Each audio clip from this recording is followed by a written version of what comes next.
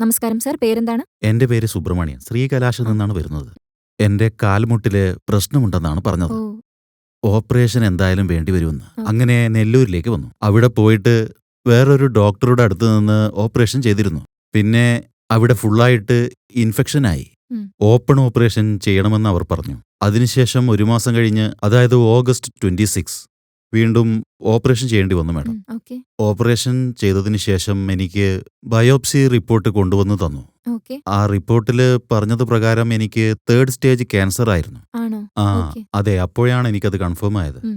നിങ്ങൾ കീമോ ചെയ്യുകയാണെങ്കിൽ നിങ്ങൾക്ക് ഭേദമാവുമെന്ന് പറഞ്ഞു. ആണോ? ഒരു 6 മാസം കഴിഞ്ഞ് ആദ്യത്തേത് ഉം. ചെയ്യാമെന്ന് പറഞ്ഞു. അപ്പോഴേക്കും ഞാൻ പറഞ്ഞു ഒന്ന് അന്വേഷിച്ചിട്ട് പറയാമെന്ന് അവരോട് പറഞ്ഞു. ഉം. വീണ്ടും വരാമെന്ന് പറഞ്ഞിട്ട് ഞങ്ങൾ വീട്ടിലോട്ട് മടങ്ങി ചെന്നു.